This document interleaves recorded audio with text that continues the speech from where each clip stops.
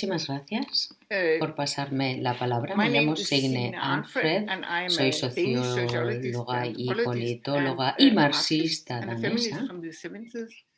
And from the 80s, I've He been estado working some years trabajando in años Mozambique, en and Mozambique. I'll be Voy the a ser la moderator of this panel moderadora with de three very esta distinguished speakers, mesa all redonda activists and con feminist grandes thinkers, pensadoras, and we'll try activistas to y contribute to feministas que van a feminist contribuir a ideas. las ideas This is a Marxist feministas. Estamos en feminist un conference, congreso and we'll do our marxista best to bring feminista y Marx's vamos legacy up to a date. analizar ese And legado while que we'll nos ha also dejado be esta supplementing it corriente, pero because tenemos this is que very suplementarlo de necessary from alguna a manera. feminist Esto point es of view. importante desde el punto de Marx vista was not a feminista. university Marx no person, fue and una he persona de universidad, spent his pasó su life being in vida very close contact to the Labour muy movement. And the whole cercano point al was to movimiento use existente intellectual en insight su tiempo as a weapon in the struggle y to change the analizó world. cómo podía cambiar And el mundo. the crucial Yo link, I creo que think, is hay the one un between vínculo movements for importante social entre change and movimientos intellectual de cambio insight. And this social is y also why I'm reflexiones so happy to have this intelectuales. Y panel por here, eso because estamos aquí. all of the Todas panelists are las thinkers and participantes de esta activists mesa at the same redonda son time. pensadoras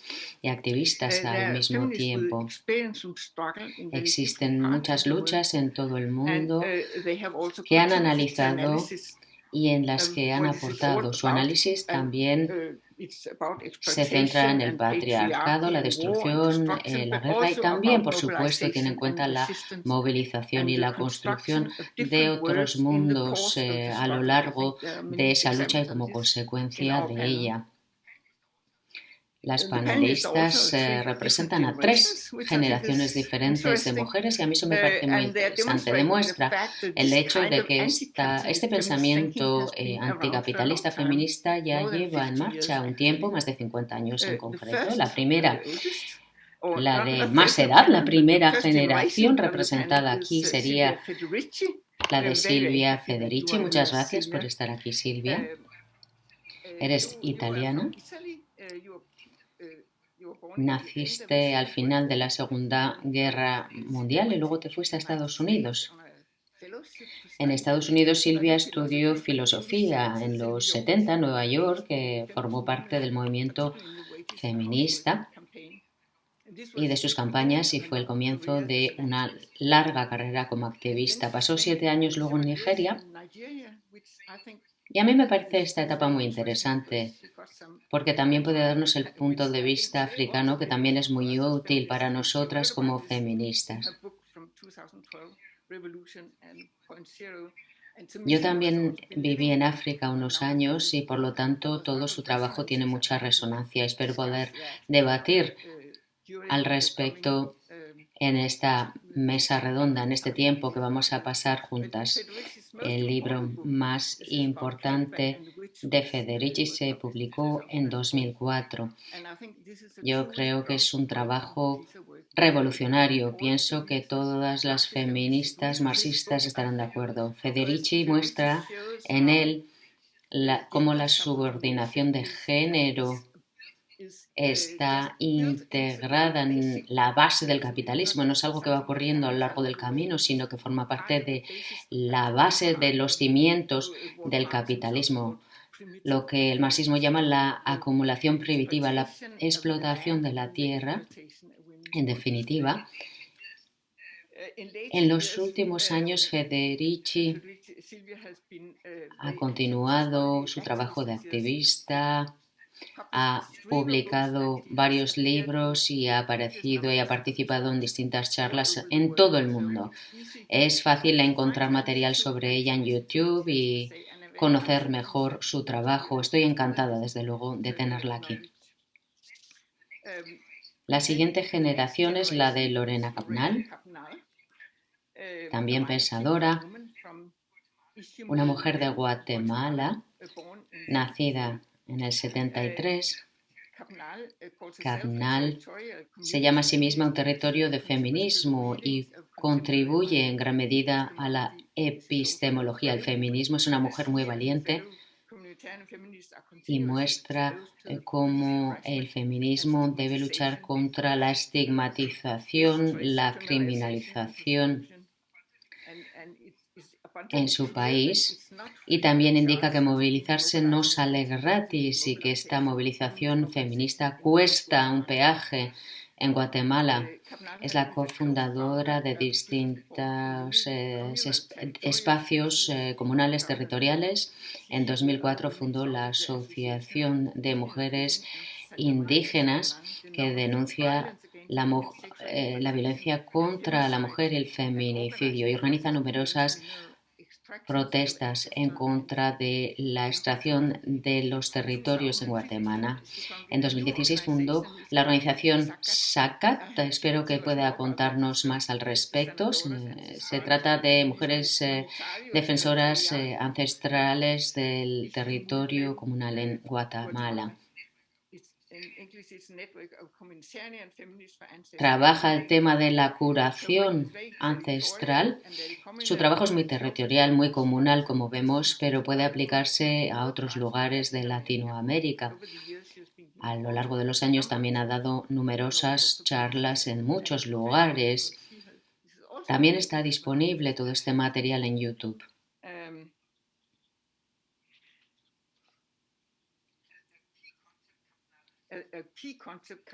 CAPNAL habla del territorio cuerpo-tierra, que es algo muy interesante, un concepto que me parece que debemos tratar, la conexión entre esos dos territorios expuestos a la explotación. También ha desarrollado el concepto de sentipensar, que me parece interesante porque en él combina la personalidad y los sentimientos. En Europa, desde luego, hemos dividido estos dos conceptos en dos departamentos totalmente diferentes, pero en el pensamiento de CAPNAL están combinados. Bien, finalmente tenemos a Dilar Dirik, la más joven, nacida en el 91 en Turquía.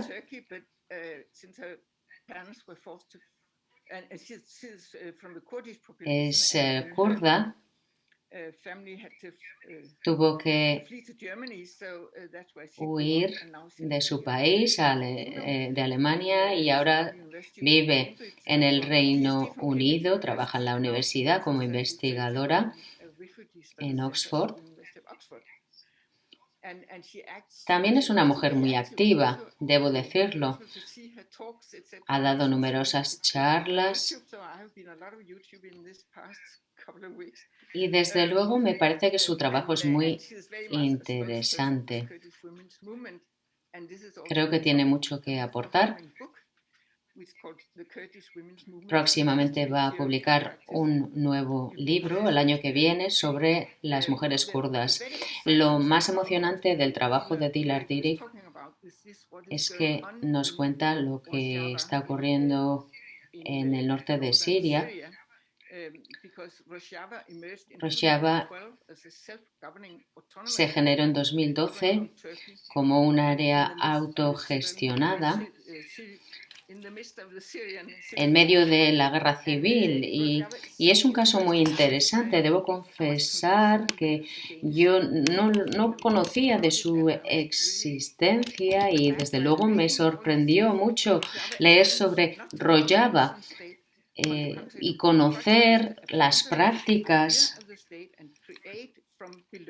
que se han ido desarrollando desde los movimientos de base.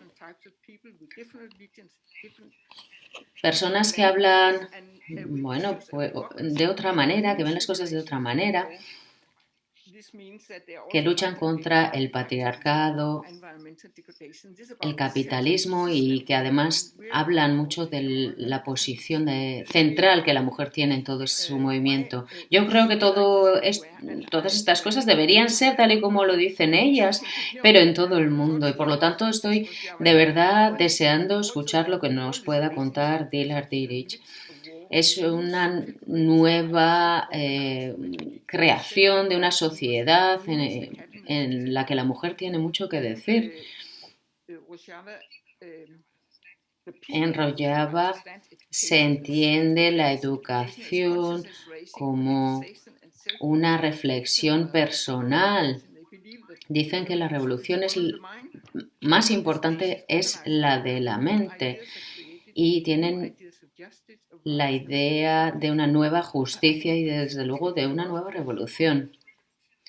hablan de la importancia de la revolución de la mente. Yo creo que es un concepto muy importante. Me gustaría que esta mesa redonda se centrara en esas ideas. A mí me parece que lo que se dice en Rojava es muy, muy importante. Volveremos a ello más adelante en nuestro debate.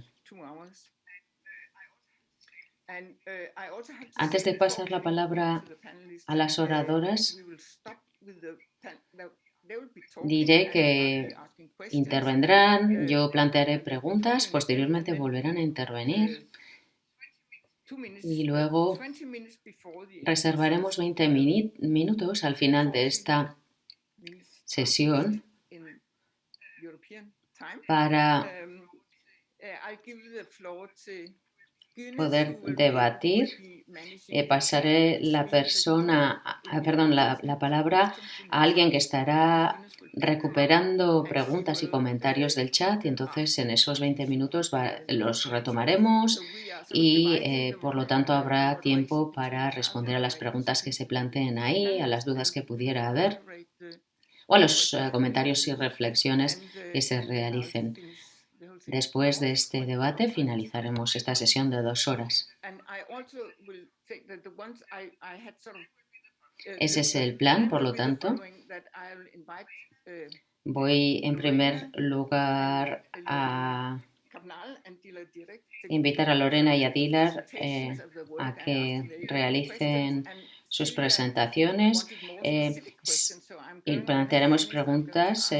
Luego intervendrá también Silvia y las preguntas serán más específicas en su caso, por lo tanto se le realizarán individualmente. Bien, en primer lugar voy a pasar la palabra por este orden a Lorena. Adelante, Lorena, tienes la palabra. Masasa, la chola, Sail, Cholejil, Choquerei, Comón. Un abrazo y un saludo a la distancia. Queridas compañeras, he saludado en idioma maya capchi a las compañeras y hermanas que están compartiendo este sentir de hilar la palabra y el pensamiento, tanto a Silvia Federici como a Dila Artir. Muchas gracias por contar la palabra en esta posibilidad. Pero también quiero hacer extensivo el saludo a la invitación para esta 4ª Conferencia Internacional Marxista Feminista y a todas las hermanas de territorios que en diferentes lugares están dando seguimiento a este diálogo. Yo quisiera iniciar compartiendo un poco cómo se concatena en mi historia esta relación de cómo conecto mi vida con mi pensamiento. Cómo mi pensamiento ha surgido, cómo ha ido surgiendo a partir de las historias o la historia que atraviesa mi existencia, y ahí se han ido hilando junto con mis luchas y otras cosas que han inspirado pues estos caminares de pensares. En principio yo quisiera decir que para los pueblos ancestrales y como mujer originaria no puedo anteponer primero el pensar en una relación de conciencia por la vida. Los pueblos ancestrales partimos de una relación sumamente y eminentemente cosmogónica, cosmosentir la vida. Y en ese cosmosentir la vida, cuando hay hilos rotos en la dignificación de la existencia, el cuerpo, la corporalidad, que es un espacio de constatación de la vida, empieza a sentir las incomodidades, las indignaciones, las injusticias, las tristezas, los vacíos existenciales, y esa es parte de mi historia. Como mujer originaria, cosmosentir la vida es traer el sentir y hacerlo político en una relación de dignificar la existencia. Como niña, vengo de vivir la experiencia de la violencia sexual y la vivo de un hombre indígena. Y ese espacio de constatación en mi mundo indígena me hace traer otra energía de conciencia de qué pasa en los pueblos indígenas, de por qué hay enunciados maravillosos que promueven la vida y la dignidad de la existencia. Sin embargo, también algo pasa a lo interno de las comunalidades indígenas porque mi historia no es una historia en soledad. Desde hace varios años yo he abrazado ese aporte maravilloso feminista de que lo personal es político. Pero luego también en estos caminos de cómo voy resignificando mi existencia para dignificarme ante la vida como mujer indígena, pero también desde esta identidad política que me abraza como feminista comunitaria territorial, fui también trayendo otra dimensión de conciencia, que no me puedo quedar solo en que lo personal es político, porque de pronto me puede dejar en una dimensión de individualidad. Para los pueblos y las comunidades originarias, que está tejida la vida comunal como tal, lo comunal es político. Y ahí es donde se interconectan precisamente el cosmosentir con el cosmopensar. Nos gusta traer una relación cosmosintiente, cosmopensante. No he inventado, no he acuñado el sentipensar. Esta es una relación de los pueblos ancestrales. Lo que sí he hecho es que he traído la relación cosmosentida y cosmopensada a una relación política en este tiempo. Y en esa relación sentipensante es que traemos entonces para plantear una crítica muy fuerte a la racionalidad, para analizar cuáles han sido las causas que han generado situaciones de violencia contra mi existencia, mis caminos, las comunidades, otras niñas, otras mujeres que tienen historias, ¿verdad?, muy compartidas con la mía. Creo que es importante traer para nosotras que esa relación sentipensante puede ser únicamente, sí, solo sí, es una relación que promueve profundas reflexiones de conciencia para la vida. Y ahí es donde he ido hilando, ¿verdad? Y he ido conectando. Cómo no quedarme en un plano de la victimización de las violencias vividas como niña y mujer indígena, la violencia sexual, las memorias de la guerra contra insurgente, todas las historias de racismo, todas las historias, ¿verdad?, del empobrecimiento que he atravesado, que he cruzado junto con otras hermanas y comunidades.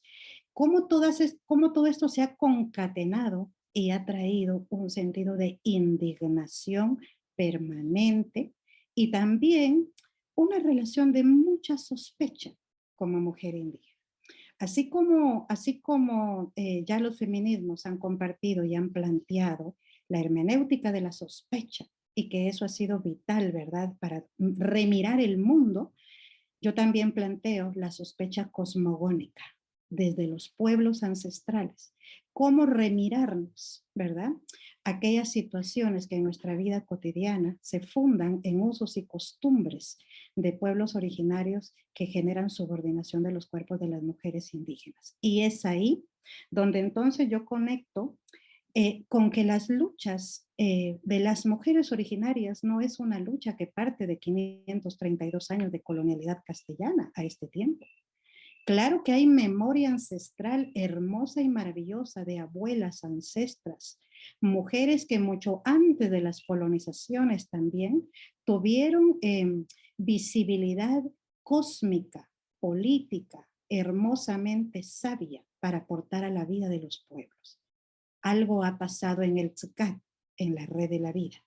Ese era parte de mi pensamiento como niña. Yo decía, si los pueblos indígenas somos pueblos de paz y amor, ¿por qué tengo que contar una historia como niña indígena de violencia sexual? Y esta historia se repite. ¿Qué pasó con la comunidad indígena?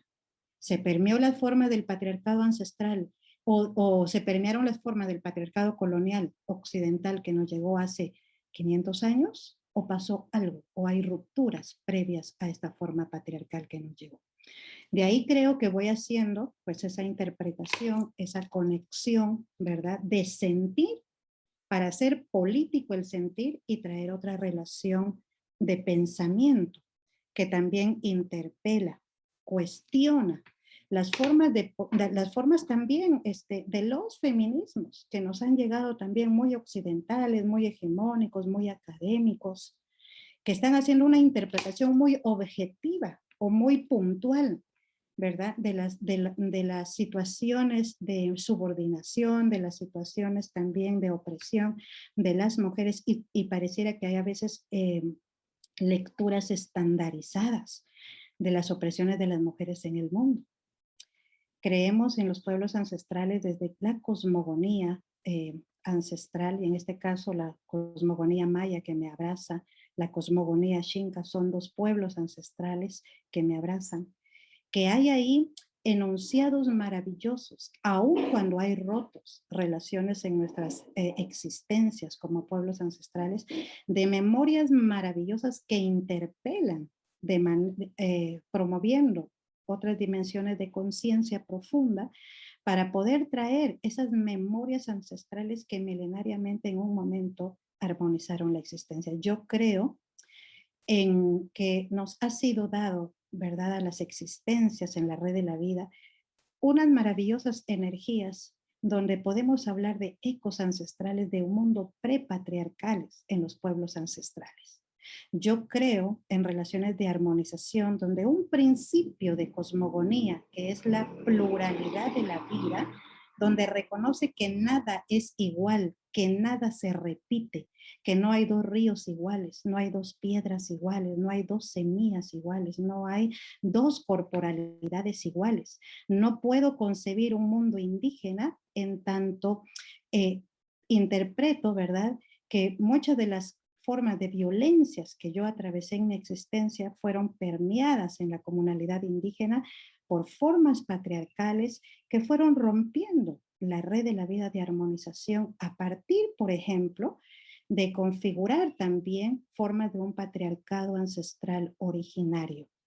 El machismo indígena tiene su propio contexto, su manera de manifestarse, tiene su temporalidad, tiene sus códigos, sus acuerdos, sus mandatos y sus pactos, que se junta con otra forma patriarcal que nos vino muy, muy reciente, el patriarcado colonial occidental, y en ese juntarse se juntan formas de acuerdos, mandatos, pactos patriarcales, y por eso se fortalecen las formas patriarcales. Y de allí sentir como niña, ¿por qué entonces interpelarme, cuestionarme, interpelar a mi mundo indígena también va a conllevar, ¿por qué somos empobrecidas? ¿Qué pasó? ¿Verdad? Con las formas de relaciones de vida maravillosas que teníamos los pueblos ancestrales. Creo que como feminista comunitaria territorial, como mujer originaria, hay que traer una dimensión que el sentir tiene temporalidad en el caso de mujeres indígenas y de pueblos ancestrales, en temporalidades que no podemos interpretar en tiempos gregorianos. Hay que ocupar temporalidades de cómo concebimos los pueblos indígenas, porque la configuración del sistema patriarcal que rompe nuestra existencia, pues se dio antes de las formas de colonización y luego vinieron otras formas de colonizaciones castellanas, y este acumulado va a ser un entramado histórico estructural de opresiones sobre cuerpos y sobre la tierra. Y en esas corporalidades, por principio de pluralidad, pluralidad de los cuerpos, pluralidad de la vida, creo en un mundo maravilloso que trae hoy una pluralidad manifestada como energía vital de existencias para dignificarnos. Por eso no veo al mundo indígena como un mundo heterosexual, lo veo con la pluralidad manifestada de sus existencias como principio de cosmogonía, como coherencia en esas relaciones armoniosas para la vida, y eso es lo que hoy también ha ido abrazándome en los caminos también que me convocan con las pluralidades que hoy habitan en diferentes territorios. No hablamos solo un idioma ancestral, no pensamos de una manera. Aun cuando se plantea en el mundo, por ejemplo, el buen vivir, nos gusta pasarlo en el castellano colonial impuesto a los buenos vivires en plural. Nos gusta decir el Utzcaslemal en maya, el Sumacausay, el Sumacamaña, porque tiene diferentes maneras de manifestarse estas relaciones de sentir y de pensar en este tiempo que nos ha cruzado. Yo quisiera también decir entonces que mi pensamiento no es un pensamiento individual, personal, va referido a la comunalidad. Lo comunal es político. En maya quechí decimos laim utlaat, laat utlaim. Queremos decir tú soy yo y yo soy tú, porque hay relaciones de conciencia para la vida entre las corporalidades, pero no solo nos quedamos en una relación de conciencia para la vida entre cuerpos, sino también trascendemos entre la naturaleza. La naturaleza que también tú soy yo y yo soy tú. También en las relaciones con los animales, en las relaciones cósmicas para la vida. Las fases lunares tejidas en los cuerpos de las mujeres que han habitado milenariamente los ovarios de las mujeres para poder crear también calendarios ancestrales a partir de las lunaciones y de la hermosa sangre de las mujeres que habita también, ¿verdad? Como un elemento vital de las existencias y que las lógicas del sistema patriarcal, ¿verdad? Han ido anulando, han ido mutilando, y hoy entonces, en estas relaciones jerárquicas de poder, ¿cómo interpreto mi sentir, mi existencia? Creo que esto no solo vino de mis pensamientos o de mis reflexiones profundas, sino también ha venido como una relación muy ancestral de nuestras abuelas Ishbalam, en idioma maya. Eso quiere decir las hermosas mujeres sabias, las grandes guerreras ancestrales, Ishbalam, las mujeres jaguar, las mujeres de la selva, las mujeres de las sierras, las mujeres también que se han opuesto a lógicas y formas de dominación o de subordinación, y eso es lo que sí ha permeado mi conciencia, mi existencia, y de ahí esa relación sentipensada, de ahí esa relación que se hace política en este tiempo para dignificar nuestras existencias como mujeres indígenas. Usbantiosh, muchas gracias. Thank you so much, Muchísimas Lorena. gracias, Lorena. I didn't tell you about my system for signaling time, but you found out. Muy bien, gracias por Thank you very respetar much for tu your tiempo. introduction here. I'll now call on Dilan Ahora Derek vamos a pasarle la to palabra have a Dilar initial Derek presentation, also para que talking pueda about realizar su her life and her presentación work. It was a inicial very sobre broad su question vida that y I su asked as the trabajo. first question. Esta primera intervención, Dilan, you recuerdo, signaled será that you bastante were general ready with that question, so I hope y this is still the bastante case. amplia. Adelante, Dilar. Sí, muchísimas gracias. Signe, es muy difícil hablar después de Lorena, desde luego, para mí, porque la admiro muchísimo y desde luego es un honor para mí estar aquí. Estoy un poco sobrepasada por estar en la misma mesa redonda en la que están tanto Lorena como Silvia, porque son feministas a las que he admirado durante mucho tiempo. Es un gran placer, por lo tanto, para mí estar aquí y desde luego agradezco a las organizadoras esta posibilidad. No quiero alargarme demasiado hablando de mi vida personal. Yo creo que lo que Lorena ya ha dicho es muy importante. Tenemos que pensar en nuestras vidas integradas en nuestras comunidades. Es una manera muy constructiva de pensar en las cosas que nos ocurren. Yo nací en Turquía, crecí en Alemania y eso significa que mi vida a muchos niveles está ligada a la historia de la migración y los refugiados en Europa, también con la clase trabajadora, que es mucho más moderna en los países en los que yo he vivido. Nuestros padres tuvieron que trabajar muchísimo, muy duro, y desde luego yo tuve suerte de crecer dentro de un movimiento político que tiene muchas herramientas y mecanismos para protegernos de ese encantamiento que ejerce en nosotros el capitalismo. Hablo de esa experiencia de crecer al lado de los movimientos de liberación kurda, en la diáspora en este caso. Eso es algo que protege a gente como yo, por ejemplo, de optar por una elección más capitalista, políticamente hablando. Pensamos que el cambio es posible y creo, yo crecí en Alemania, como he dicho, en Offenbach, donde hay mucha violencia contra las mujeres, en las comunidades migrantes en general. Hay pobreza, hay muchos problemas sociales y la gente de nuestras comunidades son personas desplazadas debido a conflicto existente en Turquía, por ejemplo. Todo esto el gobierno general alemán lo acepta, aunque lo conoce. Entonces, Lo que estaba ocurriendo en Kurdistán continúa ocurriendo en esas comunidades desplazadas por Europa. Y lo vemos claramente, vemos que a los refugiados se les ataca en las fronteras europeas y ese tipo de experiencias muestran que los distintos aspectos de nuestras vidas en Europa están muy ligados con lo que ocurre en otros lugares del mundo. Hoy estamos hablando mucho de la crisis climática, que está relacionada con una crisis de la vida. Hablamos del feminicidio existente. Todas estas cuestiones parecen demasiado grandes, pero en realidad hay muchos movimientos que están intentando atacar todo esto desde distintas perspectivas.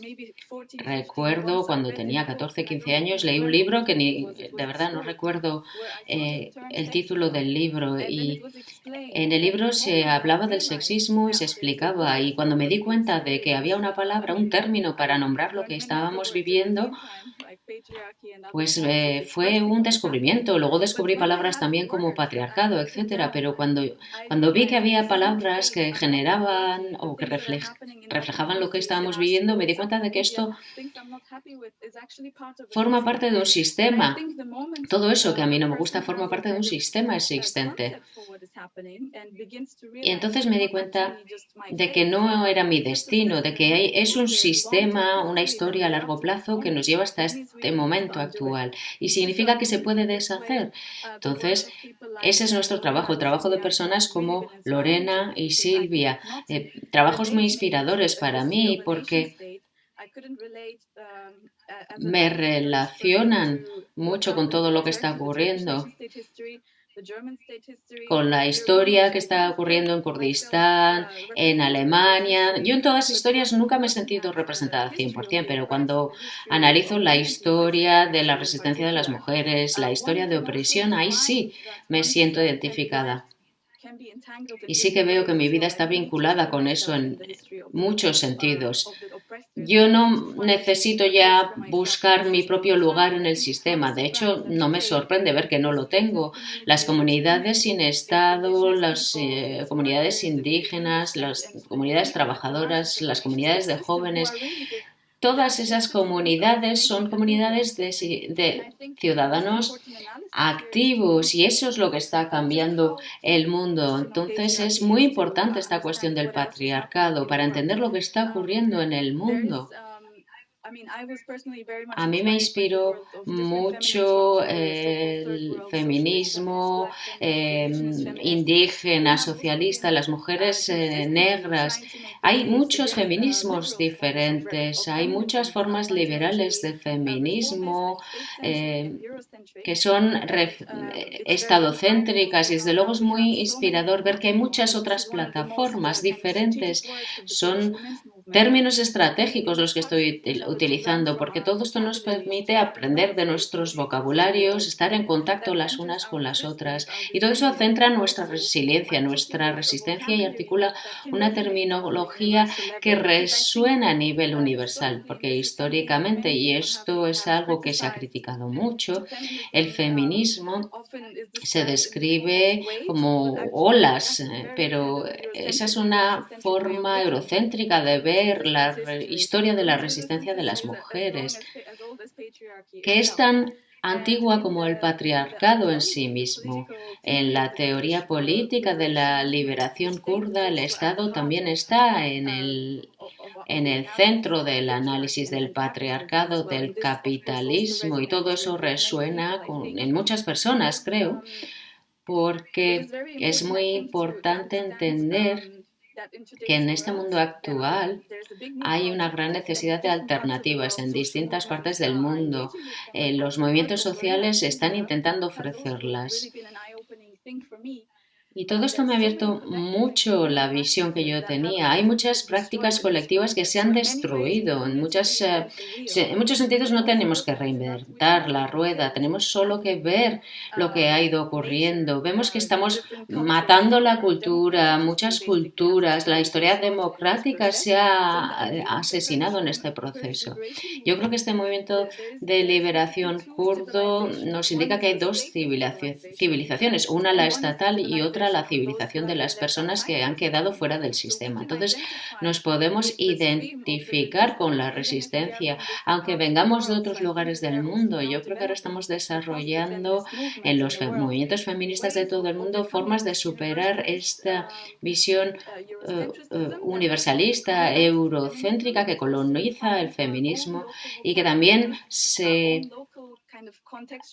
que utiliza todo ese vocabulario existente y lo hace suyo.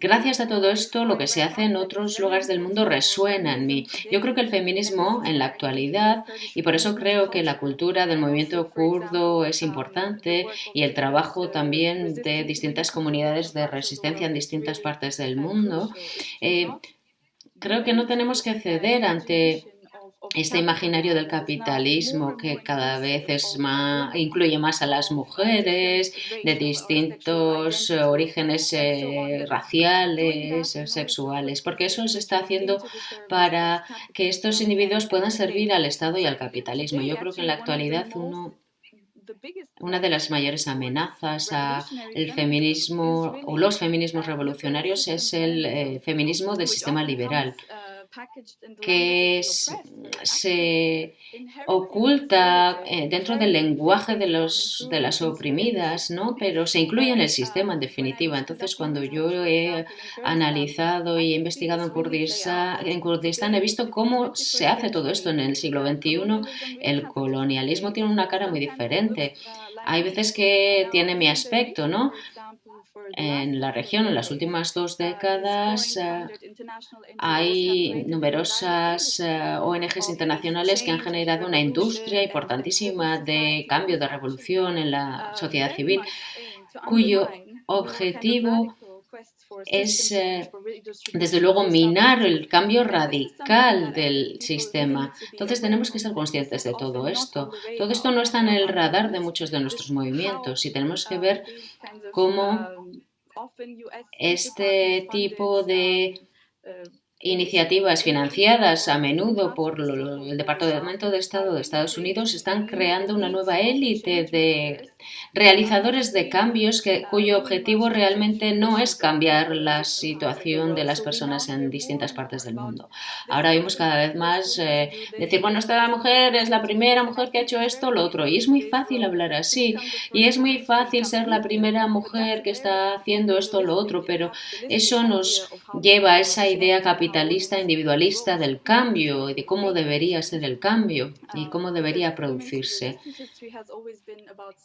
La resistencia de las mujeres siempre ha sido un poder, una energía colectiva, y eso es algo que debemos tratar. Creo que el movimiento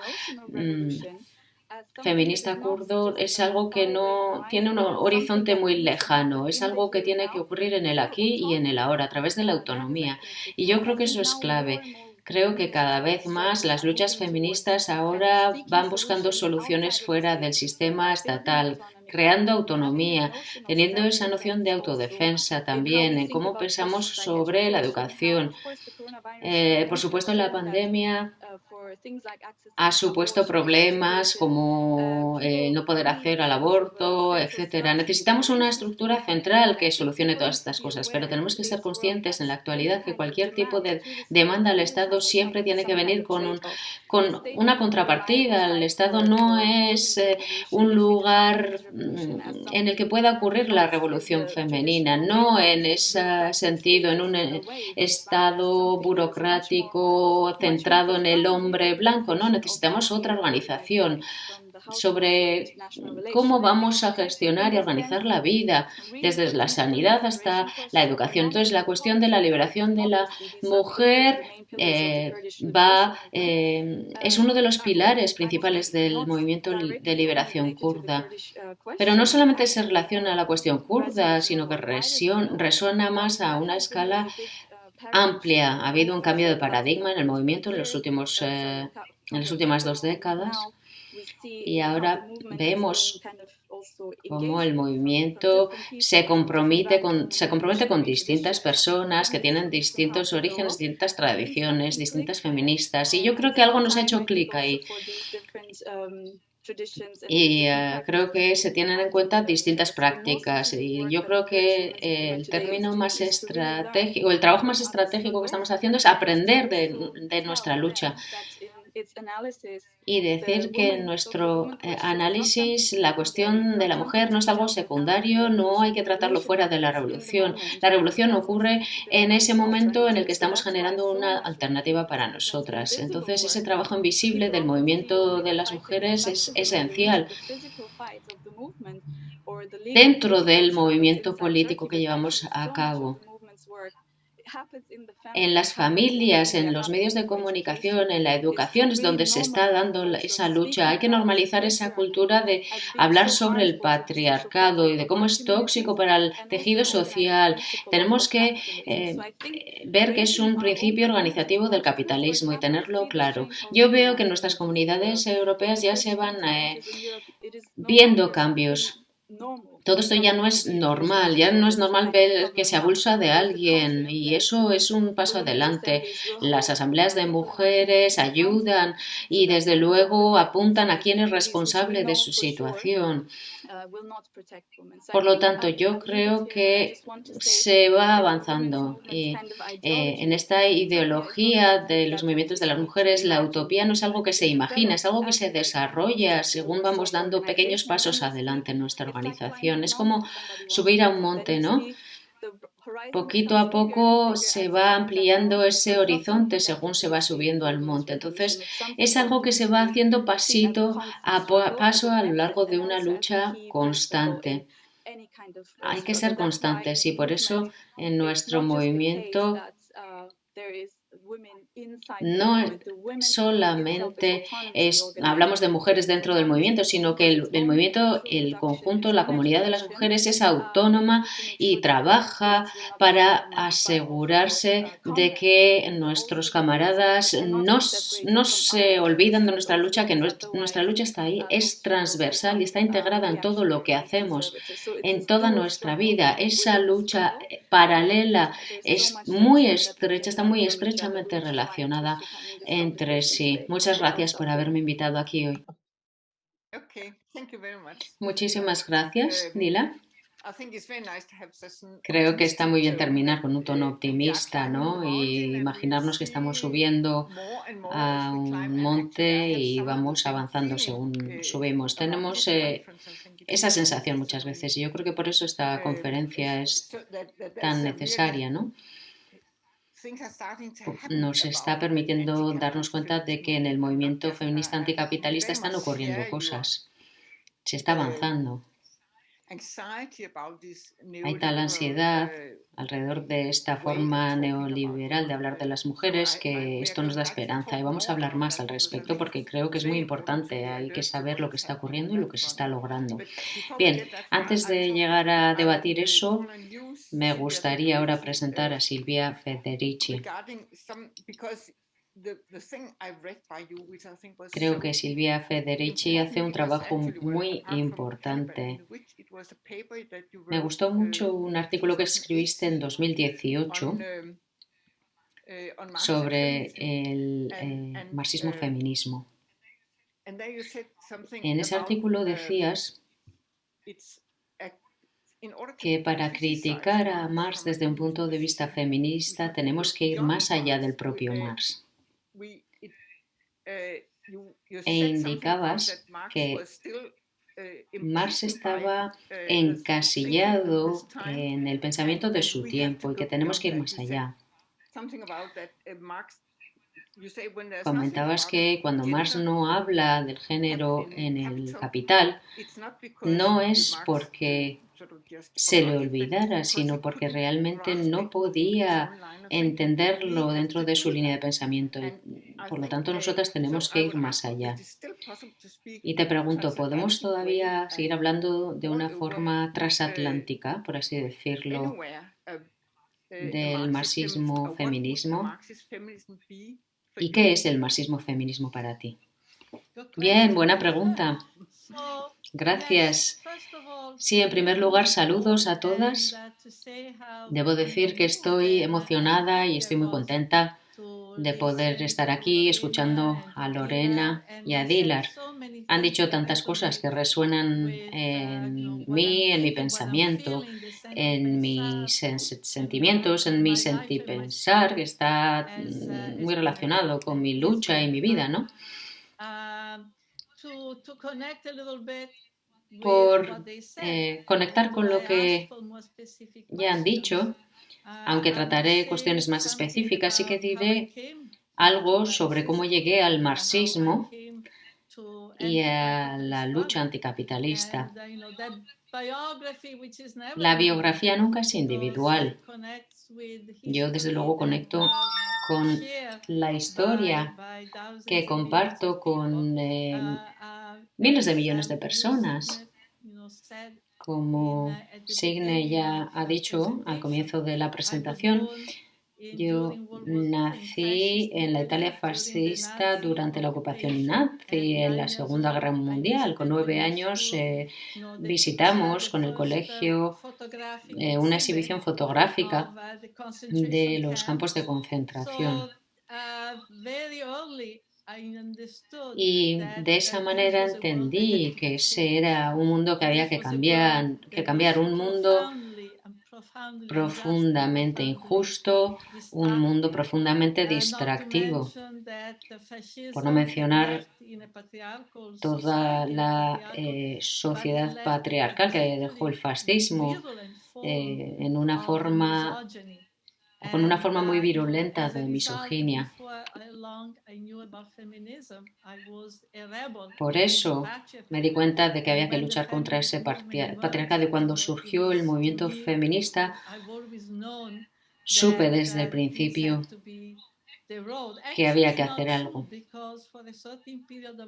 En el segundo periodo de mi vida soñé con ser hombre, pensé que incluso iba a cambiar el sexo, que iba a cambiar mi sexo. Ahora desde luego estoy muy contenta de no haberlo hecho, pero incluso lo pensé. Bueno, debo decir que crecí en un pueblo comunista,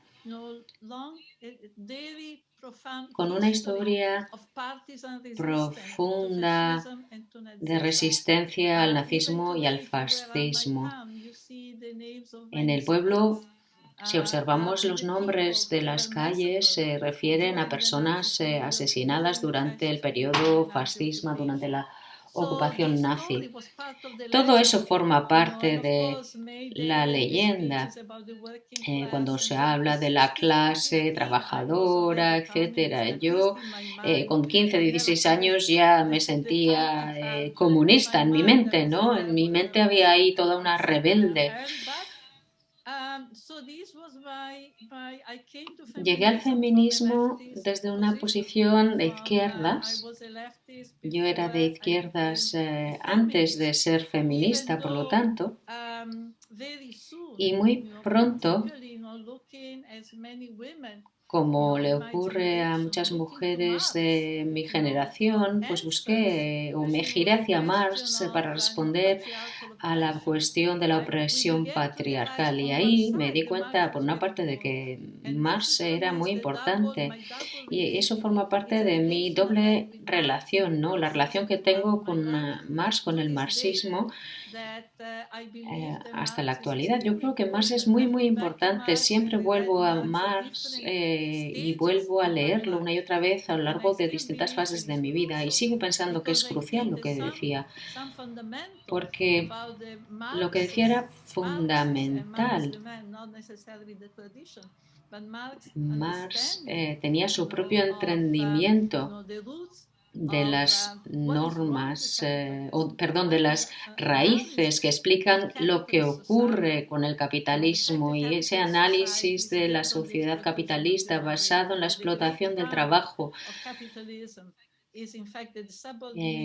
Desde luego, esa subordinación de la vida humana a la acumulación de riqueza privada lleva a la alienación, y yo creo que ese análisis sigue siendo fundamental.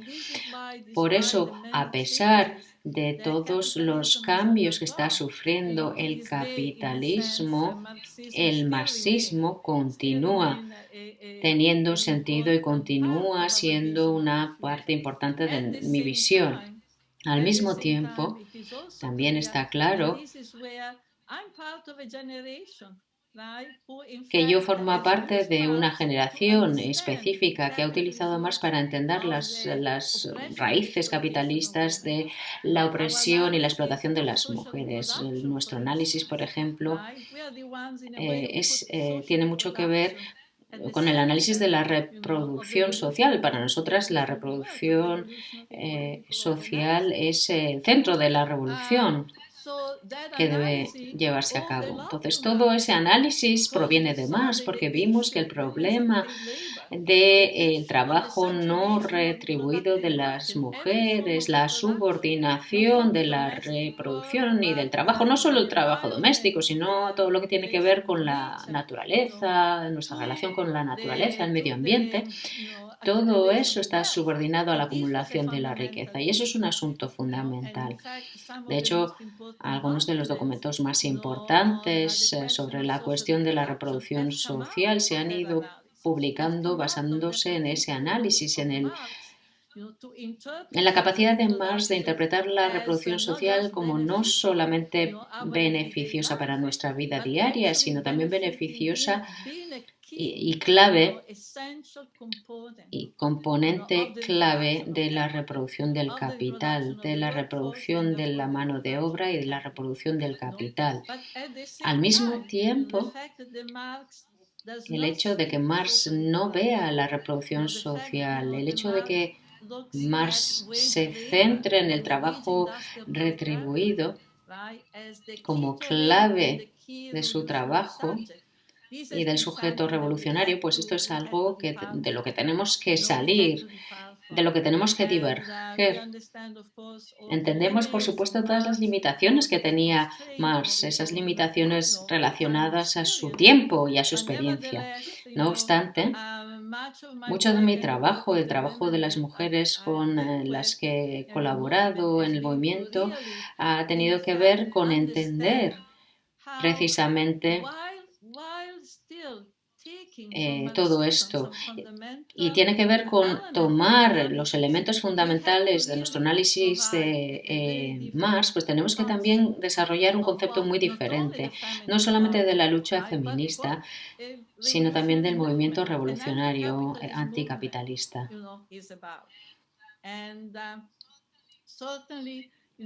Por supuesto, el impacto de esta posición de lucha anticolonial, el Estado contra el apartheid, también son esenciales y, por ejemplo, también hay que tener en cuenta el impacto de la lucha de los movimientos indígenas. Entiendo todas las limitaciones y problemas existentes que llevan a la reproducción del esquema patriarcal, pero ha habido una indigenización del pensamiento revolucionario en todo el mundo, creo. Por lo tanto, a lo largo de los años, el marxismo ha sido como una línea directriz y yo cada día más me voy distanciando un poquito más de esa línea, no solamente del desarrollo, o no únicamente en términos de desarrollo del sujeto revolucionario, sino de la visión de Marx respecto a la construcción de una alternativa al capitalismo. Marx pensaba que el capitalismo generaba las condiciones materiales necesarias para una sociedad comunista y eso yo no lo acepto, nunca he podido aceptarlo. Ahora no tengo tiempo de elaborar y desarrollar todas las razones que explican esto, pero creo que es así. El capitalismo destruye los medios de producción. Es la producción de la escasez. El capitalismo produce escasez, carencia y va más allá de todo eso. Bueno, no sé si se puede decir más allá, pero junto a eso, tenemos que el capitalismo también produce una jerarquía, unas diferencias. produce división. Es un elemento fundamental del capitalismo. Divide continuamente a esos que explota. Y en el proceso también genera subjetividades. Por ejemplo, hoy uno de los obstáculos principales para la transformación aquí en Estados Unidos es la existencia de un amplio grupo de personas comprometidas con una ideología totalmente racista y con una organización del mundo totalmente racista. Por ello pienso que en ese sentido tenemos que tomar elementos de Marx, pero tenemos que ir más allá del marxismo. Tenemos que trabajar ahí en dos direcciones, creo. Por una parte, tenemos que cambiar ese énfasis de ese terreno de la producción. Tenemos que centrarnos en toda la cuestión de la reproducción. Y yo soy optimista en este sentido porque veo que junto al intento de las Naciones Unidas y las corporaciones y el Banco Mundial de apropiarse del feminismo, veo también, por otra parte, un surgimiento amplio de movimientos feministas anticapitalistas, especialmente en Latinoamérica, pero no solamente allí, por supuesto. Movimientos que luchan no solamente contra o para el cambio de la condición de las mujeres, sino están luchando contra el extractivismo, contra las distintas concepciones de nuestra relación con la naturaleza.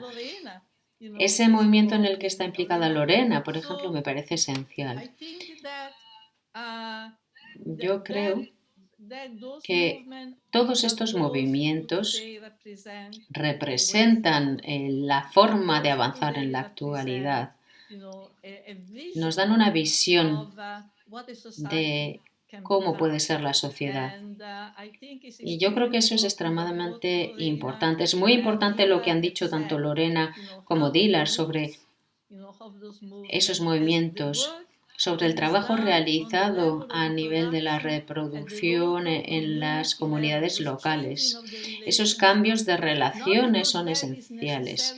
No son suficientes necesariamente, pero generan ese tipo de tejido social que refuerza nuestra capacidad de luchar por una nueva sociedad y nos permite enfrentarnos al Estado y al poder militar que se despliega continuamente contra nosotras.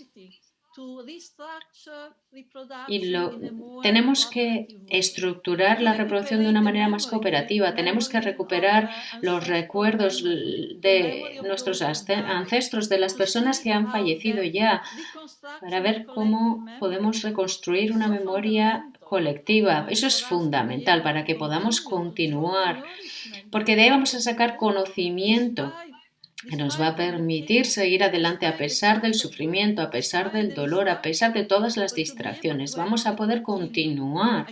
Yo creo que eso es algo que se está produciendo. Lo veo en muchos lugares y creo que es lo que más esperanza nos da de cara al futuro, desde luego. Muchísimas gracias, Silvia, por esta intervención. Estoy de acuerdo, por supuesto, contigo en esa visión, en esas dos formas de entender el feminismo. Por una parte tiene que ver con esa parte liberal. Sé que existe esa inercia de convencer a las mujeres de que ese es el feminismo y eso es lo que es el feminismo. Bueno, yo sé que hay muchas mujeres en la actualidad que piensan que el objetivo es la igualdad. Y se ha olvidado esa parte de la lucha anticapitalista. Por lo tanto, está muy bien contar contigo, con Dilar y con Lorena para que habléis utilizando otro tipo de lenguaje. A mí me parece que eso es muy importante en este foro en concreto y en esta mesa redonda en particular. Ahora me gustaría pasar la palabra a Lorena. porque Lorena, creo que así, a ti se te da muy bien conceptualizar todo esto. Tienes esa idea de feminismo comunitario, que creo que tiene mucho que ver con lo que ha hablado Silvia. ¿Nos podrías explicar un poquito lo que significa el feminismo comunitario? Muchas gracias. Adelante, Lorena. Bueno, me gustaría decir algo más porque has cambiado el concepto de feminismo comunitario a feminismo comunitario territorial. Le has añadido ahí una coletilla. Entonces, me gustaría también que pudieras o que nos explicaras qué significa esto de territorial y por qué has creído necesario añadirle esta pequeña coletilla al concepto de feminismo comunitario. Muchas gracias. Adelante, Lorena. Usbantiosh, gracias. Yo quisiera decir que hoy por hoy en Abyayala, cuando digo Abyayala me estoy refiriendo al nombre territorial ancestral de todo este continente donde ahora me encuentro. Lo que el colonialismo castellano impuso como América Latina, los pueblos ancestrales no lo reconocemos como América Latina y del Caribe, sino Abyayala, un nombre ancestral del pueblo Cuna en Panamá, hoy la colonialidad que nombra Panamá a un país, pero territorialidades donde en la memoria ancestral territorial de los pueblos no existen las fronteras y los países que configuró las lógicas de poder colonial para la redistribución, ¿verdad?, de la tierra de manera hegemónica, violenta, a partir del genocidio, a partir del despojo, del saqueo, ¿sí? Entonces, desde esta territorialidad de Abyayala, ¿verdad?, yo quisiera decir que para nosotras, hoy por hoy, nos gusta nombrarlo en pluralidad feminismos comunitarios, reconociendo la trayectoria que ha habido desde hace muchos años, ¿verdad?, desde Bolivia, pero luego también reconocer las formas particulares históricas que han tenido las mujeres indígenas, aún sin nombrarse feministas antes, ¿verdad? Y que cuando en alguna manera algunas encuentran un abrazo y encuentran la posibilidad de abrazar pues los planteamientos que hace el feminismo comunitario territorial, ¿verdad? Esa es una propuesta, surge, se gesta en Ishimulé, Guatemala, y surge en un contexto de lo que va a ser el fortalecimiento de la firma de los acuerdos de paz. Terminada la guerra contra insurgente, empezamos ese proceso, las poblaciones y comunidades indígenas, de fortalecer, ¿verdad?, la firma de los acuerdos de paz, pero es en ese tiempo y en ese periodo donde entra entra el avance muy fuerte del neoliberalismo en los territorios ancestrales. Entonces, va a ser en ese contexto donde va a surgir, y va a surgir precisamente trayendo una memoria milenaria, muy milenaria del pueblo Xinca. Estoy hablando de un pueblo a unos 125 kilómetros al oriente de Ciudad Guatemala, donde en una montaña, ¿verdad?, no está siendo real y efectivo el fortalecimiento de los acuerdos de paz posguerra contra insurgentes. De hecho, para los pueblos ancestrales la guerra no ha terminado, ¿verdad? Y entonces, en ese contexto, va a haber una situación muy clave, que tiene que ver con que el pueblo Xinca ha sido un pueblo guerrero y un pueblo que ha defendido su territorio ancestral, y en las luchas por la recuperación del territorio contra las formas coloniales, castellanas, la finca fue, todo el territorio fue nombrado Finca Rey Carlos V como un regalo que se le da a Carlos V, y es la lucha histórica del pueblo Xinca de la recuperación del territorio nuevamente, ¿verdad?, para continuar su vida comunal. Algo nos hace ruido. En el año 2004 nos hace ruido, ¿verdad?, que las mujeres estamos acuerpando luchas por desalojo de comunalidades, terratenientes junto con guardias privados, militares que están desalojando comunalidades. En ese momento ha entrado con auge, ¿verdad?, toda la diseminación de semillas transgénicas en comunidades. Y las mujeres estamos acuerpando los desalojos, haciendo lucha y resistencia. En ese contexto también estaban las negociaciones del Tratado de Libre Comercio, tomamos carreteras, Pero de pronto empezamos a constatar y a darnos cuenta que mientras las mujeres acuerpábamos todas estas luchas, cuando las mujeres denunciábamos formas de violencia sexual, lo hacíamos en soledad. Y en esa soledad política es que empezamos a enunciarnos y a pronunciarnos. Y empezamos a decir, ¿verdad? Así como se defiende la tierra, se tiene que defender el cuerpo. Y ahí empieza en el 2004 y en el 2005 nace por primera vez el enunciado Mi cuerpo, mi primer territorio de defensa. De ahí nace. Porque estábamos muy indignadas, muy enojadas de que para la defensa de la tierra, para la defensa del territorio ancestral, sí, pero los cuerpos no. De pronto empezamos también a traer la conciencia de que los cuerpos que nos violentan son cuerpos de hombres indígenas. En el año 2007 iniciamos la lucha contra 31 licencias de minería en la montaña y entonces ahí empezamos a hacer una relación y las primeras consignas eran así como la minería es una, así como la violencia o el machismo es una forma de violencia contra las mujeres, la minería es una forma de violencia contra la tierra. En el 2007 van a ser nuestro enunciado Liki Tuyuhaki Nal Tepet Cuerpo Naru. Eso lo estoy diciendo en idioma xinca. Eso quiere decir defensa y recuperación de territorio, cuerpo, tierra.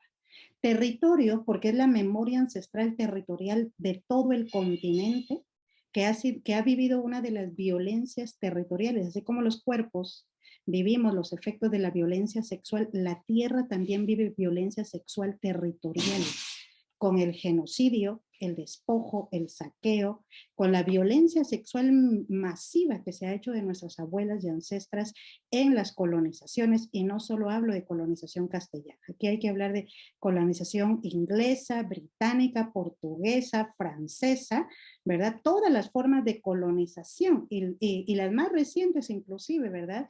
Con todo lo que tiene que ver con la Segunda Guerra Mundial, los bolsones migratorios de alemanes a estos territorios, hay que decirlo. Entonces aquí es un juntarse de formas de opresión complejas sobre esta territorialidad.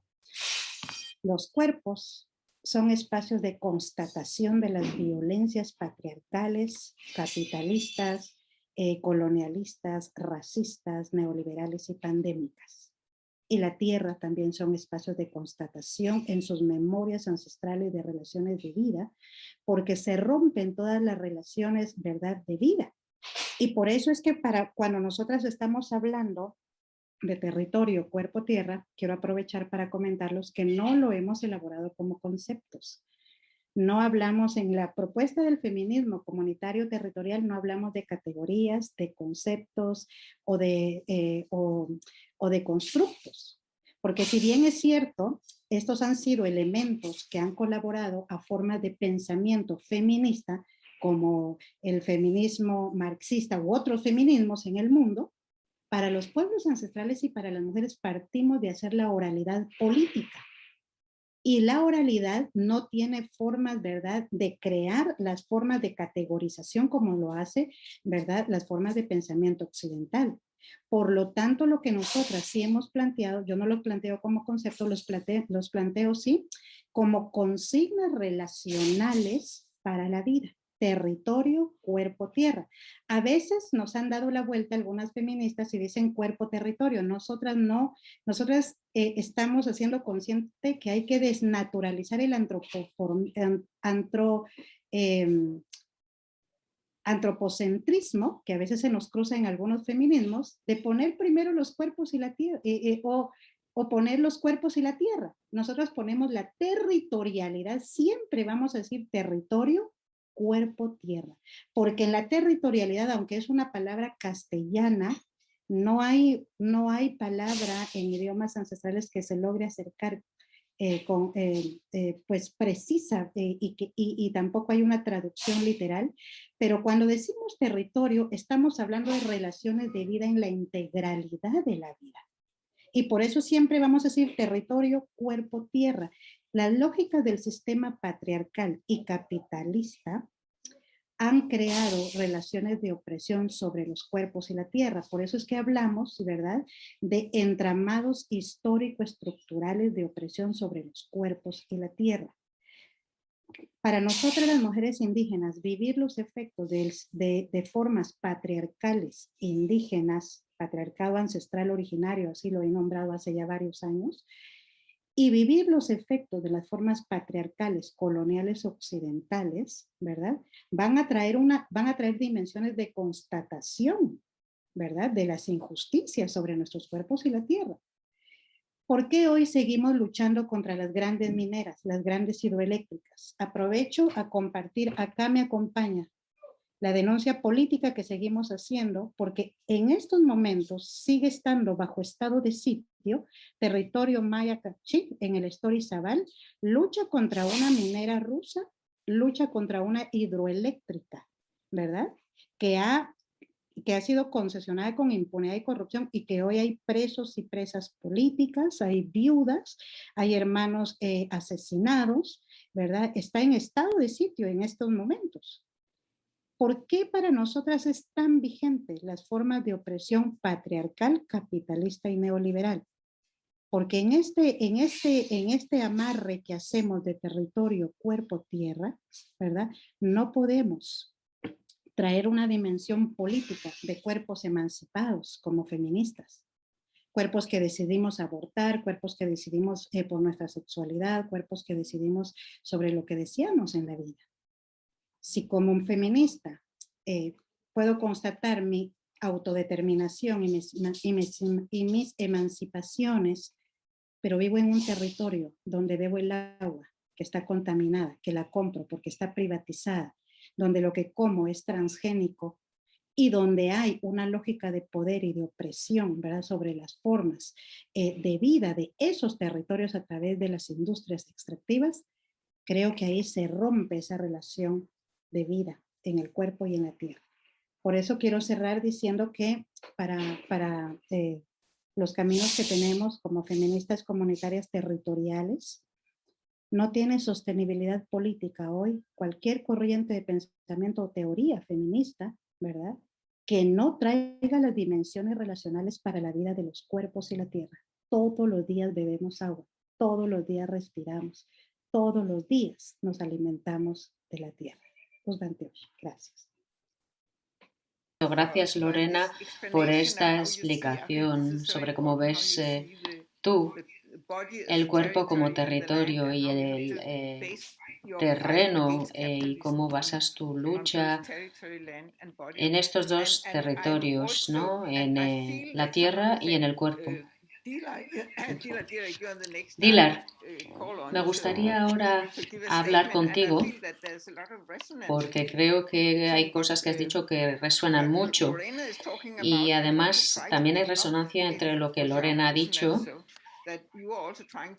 y tu propio pensamiento. Estás intentando crear una comunidad basada en relaciones sociales que no tengan nada que ver con el Estado. Me gustaría que nos explicaras esto y también, como el tiempo va avanzando, me gustaría que nos explicaras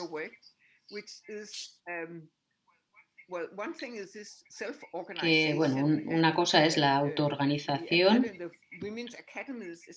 de las mujeres académicas, pero tú también dices que en esos contextos eres crítica con el desarrollo de un tipo de lenguaje desarrollado principalmente por la NUR. Y me gustaría saber más al respecto. Silvia también ha hablado de la versión oficial de la feminidad y de la lucha de las mujeres. Y además vemos cómo va atrayendo a las jóvenes y a los jóvenes. Entonces me gustaría que nos hablaras de esto y nos hablas de esa visión de la liberación de las mujeres y la lucha de las mujeres. Dilar, adelante. Sí, muchísimas gracias. Gracias por esta conversación y por estas preguntas. Estoy aprendiendo muchísimo.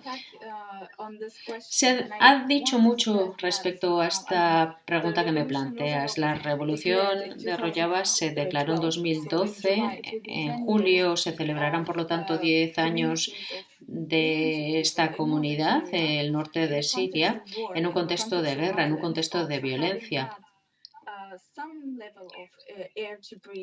Y es una comunidad que permitió de alguna manera respirar un poco gracias a su autonomía, sus instituciones. Ahora hay una universidad, tienen un sistema sanitario propio en la región. Reciben refugiados de Irak. Cuando el Estado islamista cometió genocidio, pues recibió a personas y les abrió los brazos. Por lo tanto, se trata de un entorno muy caótico en el que se están generando estas ideas tan radicales y se están desarrollando, pero hay que entender que esto es como un producto de décadas de lucha socialista revolucionaria, antiestatal. Es una forma de pensar cómo democratizar la revolución. Entonces, el romper con el Estado se produjo en los 90, en un momento en el que el patriarcado se estaba analizando en profundidad y se estaban buscando soluciones al respecto. Si analizamos la situación en Kurdistán, lo que se quiere hacer es deskurdificar la cuestión del Kurdistán. No tiene que ver con la opresión de un pueblo. Se puede analizar el estado del mundo analizando lo que ocurre allí. Vemos cómo el cambio climático afecta a la región. Vemos cómo las grandes compañías están explotando el lugar en nombre de la paz y la libertad, pero en realidad lo que quieren es controlar el petróleo y mil cosas más. Entonces, la migración forzada, todo eso se puede analizar analizando lo que ocurre en Kurdistán, porque todo eso es una manifestación de problemas que están ocurriendo a escala global. La experiencia del pueblo kurdo, que se desarrolla en 4 estados diferentes, muy diferentes entre sí, de hecho, pues refleja lo que está ocurriendo en el mundo. ¿Y qué ocurrirá si se crea un estado kurdo? Pues se convertirá en una nueva institución de poder que explotará a la gente. De hecho, ahora la gente está siguiendo muy de cerca lo que ocurre entre la frontera polaca y bielorrusa, pero es que hay mucha gente del Kurdistán iraquí y es el lugar el que se opone al Estado kurdo, pero la gente está tan decepcionada con el sistema, con la corrupción existente, que después de tantos años de lucha por la liberación se plantean qué tipo de Kurdistán vamos a crear. Uno que es indiferente al sufrimiento del pueblo. Eso es lo que está centrando la cuestión de la liberación realmente, no como una cuestión de liberación nacional, sino estamos pensando ya en una manera más amplia, más profunda. Lo que ha ocurrido en Rojava en 2012 es que se empezaron a aplicar realmente esas ideas que se iban desarrollando. Sí, ¿ha habido alguna interferencia? Perdón, no sé si se me escucha bien. Sí, continúo. Ideas generadas a lo largo del tiempo, y en Rojava lo que se intentó hacer fue ver si esto funcionaría. Entonces, cuando las fuerzas de Bashar al-Assad se retiraron, lo que se intentó es poner en marcha asambleas de personas, de ciudadanos y ciudadanas. Hay un movimiento de mujeres organizado autónomamente desde el principio, pero porque existían ya décadas de trabajo previo. Y al mismo tiempo, el caso de Rojava muestra que la revolución no es algo para lo que tengamos una plantilla establecida. Es decir, porque se genere una zona de autonomía en el centro de Europa no significa que las actitudes patriarcales hayan caído. No hemos sobrepasado y ya solucionado los problemas de dominación y desigualdad. No, es un ejemplo de cómo liberar la mente del poder. Y yo creo que muchas de las cuestiones de la revolución se han probado, se han confrontado y se han analizado en la práctica. Al principio, bueno, pues se pone algo en marcha y luego la gente dice, esto no funciona, ¿cómo lo cambiamos? ¿Cómo lo mejoramos? La región ha cambiado de nombre varias veces ya. ¿Por qué? Pues porque hay que tener un enfoque no dogmático de cómo organizar a masas de personas, que es lo que ocurre en Rojava, y la revolución de las mujeres es una revolución dentro de otra revolución. Hay una activista, por ejemplo, que dice, nosotros sabíamos desde el principio que había que hacer las cosas de manera diferente. No puede haber un Rojava sin mujeres, sin espacios donde no haya mujeres, es decir, a todos los niveles tiene que haber mujeres, no como una representación simbólica individual, no, tiene que ser mujeres que representen los movimientos de las mujeres, porque tiene que haber un cambio de calidad, que signifique algo. Esto, por ejemplo, se ve en Turquía, donde hay una estructura política y donde incluso en el partido que representa la mayoría del pueblo kurdo, el movimiento de las mujeres parlamentarias, por ejemplo, son mujeres que se eligen específicamente. Hay un principio de copresidencia, hay un montón de mecanismos que reflejan la lucha existente que no cesa. Entonces en Rojava se pensó cómo organizar una revolución y cómo asegurarnos de que es una revolución de las mujeres también. No todo es maravilloso y perfecto, no.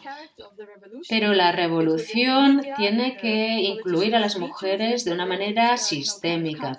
La revolución se ha desarrollado a todos los niveles, también en los medios de comunicación, y esto psicológicamente para las mujeres significa mucho, el saber que tienen que estar presentes en todos los ámbitos de la vida, pero de una manera significativa.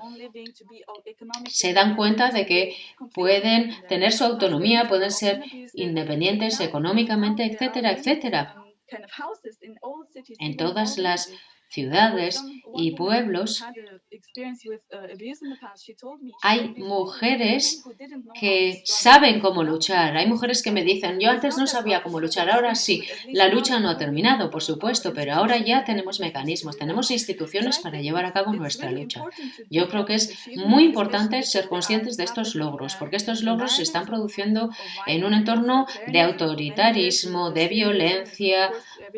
Todo el mundo sabe que el régimen existente es violento, no hay libertad política. Entonces, no es que de repente la gente sepa cómo llevar a cabo un Estado democrático, no, pero se están logrando cosas. Es muy importante destacar y poner de relieve que todo esto está ocurriendo bajo amenaza. Ayer, sin ir más lejos, hubo amenazas. Existen constantemente, se está amenazando con lanzar una tercera operación sobre Rojava. Por lo tanto, esa es la realidad. Es una realidad conflictiva, es una realidad belicosa y violenta.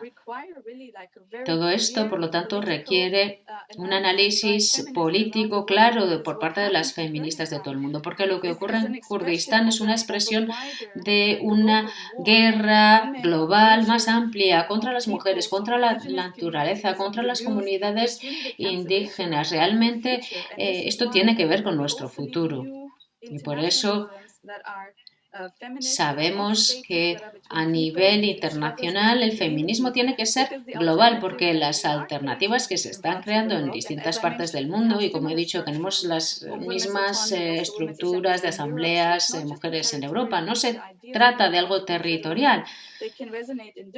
Todo esto puede resonar en muchos otros lugares. Estamos bajo ataque. Existe una guerra sistemática contra las mujeres. Esta mañana una mujer en Estambul ha sido asesinada en el medio de Estambul simplemente por estar ahí. Son cosas que tenemos que conectar entre sí.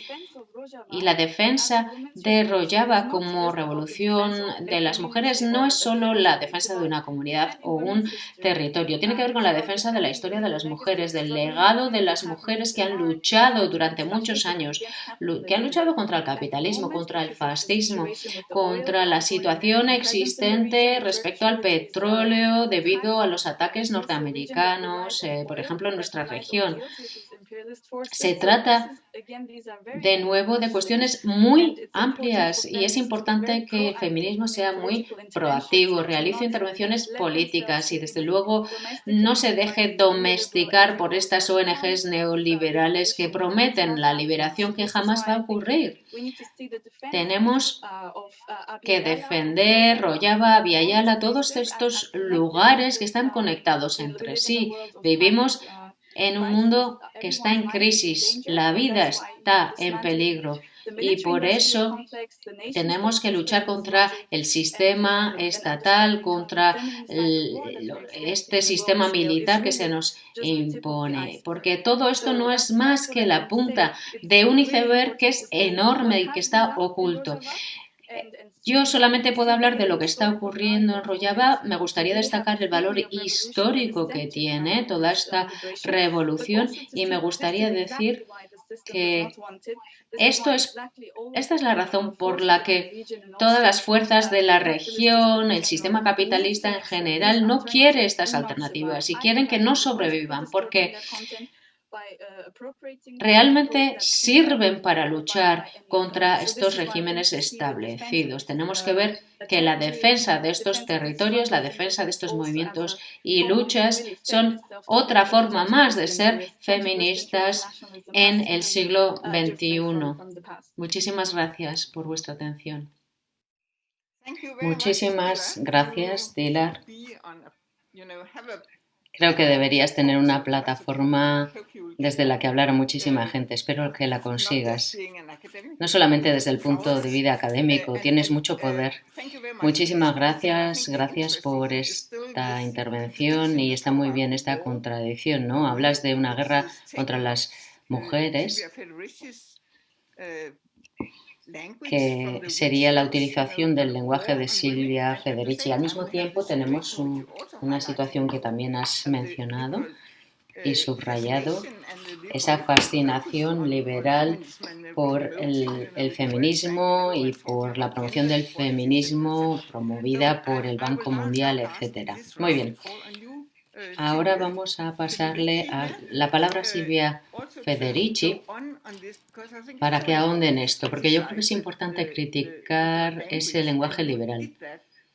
Y eso es lo que tú has hecho, lo que hiciste ya hace tiempo en tu crítica a las Naciones Unidas y el Banco Mundial. Respecto a la ONU, hablas de la defensa de los derechos de las mujeres y claro, estamos en una conferencia sobre mujeres hoy. Hablamos de igualdad, de derechos, etcétera, etcétera. Y esto es lo que están desarrollando también algunas ONGs, pero existe otra realidad diferente, como la de Lorena y la de Dylan. Yo creo que es muy importante que seamos conscientes de este lenguaje liberal y está bien que tengamos las herramientas para criticarlo. Adelante. Bueno, yo soy quizá menos optimista. ¿Por qué? Porque en los 80 hubo un momento en el que vimos que el movimiento feminista en Estados Unidos, en Europa, estaba absorbiendo todos estos conceptos liberales propuestos por la ONU y por el neoliberalismo, que sonaban bien, ¿no? Porque el objetivo era integrar a muchas mujeres en la nueva economía global como mano de obra barata. El capitalismo a finales de los 70 sufrió una crisis, entonces la estructura que asumió fue abrirse a las mujeres. Por lo tanto, las intervenciones de la ONU respecto a emancipación, igualdad de género, etcétera, servían a ese propósito, el de convertir a las mujeres en mano de obra barata. Yo creo que en la actualidad hay menos de eso, no porque el capitalista esté menos interesado en ese objetivo, sino porque hay mucha más desilusión por la parte de las feministas, porque ya tenemos 30 años de experiencia. donde hemos visto que lo que querían decir cuando hablaban de integración no era tal. Ahora, en Estados Unidos, las mujeres tienen trabajos remunerados, pero están hundidas en las deudas porque no tienen ninguna herramienta para que les ayude para ayudarles a su familia. Por lo tanto, las mujeres han tenido que utilizar esos sueldos que recibían para endeudarse, para solicitarles préstamos a los bancos y no tanto para ayudarse a sí mismas. Por lo tanto, esa desilusión existe debido a la experiencia. Cuando hablamos de la ONU, cuando hablamos del Banco Mundial, estamos hablando del capital internacional. El capitalismo es internacional y la cara del Estado en la actualidad es el Fondo Mundial Internacional, el Banco Mundial, la ONU. Entonces, cuando hablamos de género en el Banco Mundial es perverso, es como una broma, sinceramente. El Banco Mundial, la FMI, todos ellos lo que están haciendo es promover una nueva forma de colonización. Esa reestructuración de la economía global es una forma de colonización que tiene que ver con la apropiación de la tierra, el que la tierra esté en la mano de corporaciones, en empresas mineras, extractivas, etc. Hay muchas distracciones que han mencionado Lorena y Dillard. El Banco Mundial, por ejemplo, ha entrado en ese discurso de la extracción y tienen programas que obligan a las empresas a que abran las puertas a las empresas extractivistas. ¿Para qué? Para devolver la deuda en la que han incurrido, porque también es una broma perversa. Después de 500 años de explotación por Europa, Estados Unidos, de países africanos, latinoamericanos, de Aviala, en definitiva, después de todo eso, ¿quién le debe a quién? ¿Quién le debe a quién? ¿Hay una deuda latinoamericana? ¿Hay una deuda africana? Esa idea, desde luego, ¿hay una deuda africana? Eso es escandaloso. Yo creo que es muy importante lo que se ha dicho aquí, tanto por Lorena como por Dillard. Esa idea de territorio, cuerpo, tierra es fundamental. Es de verdad fundamental a muchos niveles en cuanto a relación, la defensa de la tierra. La tierra no puede separarse de la defensa de nuestros cuerpos. ¿Qué ponemos en la tierra? Eso es lo que ponemos también en nuestros cuerpos. La salud de la tierra está muy relacionada con nuestra salud. No pueden separarse ambos elementos y la cuestión de la violencia contra las mujeres, violencia corporativa, la corporativa ejercida por el Estado, por las leyes, por todas las leyes, por la policía y la violencia a todos los niveles, diría que en los últimos años, cada vez más en Europa, en Latinoamérica, se va agudizando y esta cuestión de cómo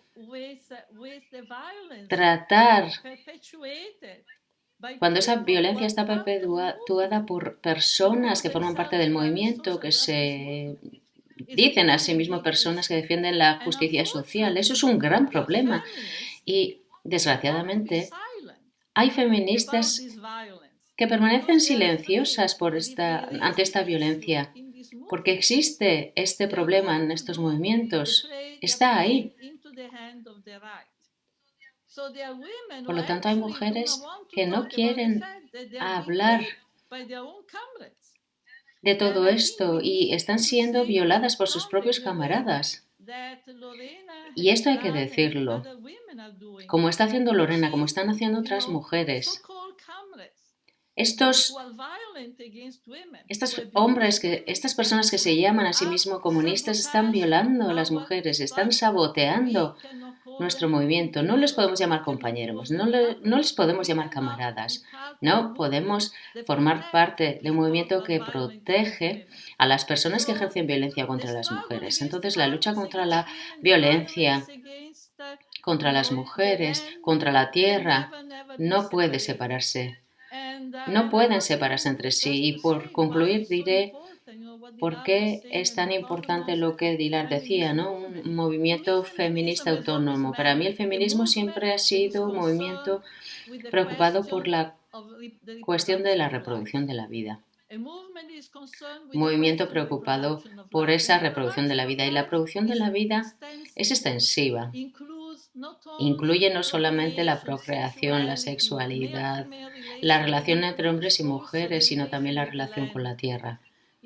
Incluye la relación con los animales, con la cosmovisión que Lorena ha mencionado. En este sentido, la importancia de un movimiento feminista autónomo no tiene que ver con la igualdad de las mujeres, no, ¿la igualdad con quién? ¿La igualdad con quién? ¿Los hombres están liberados? ¿Qué igualdad? Se trata de la defensa de los fundamentos de la vida. Ese es el movimiento que queremos, un movimiento que ponga la vida en el centro de su debate.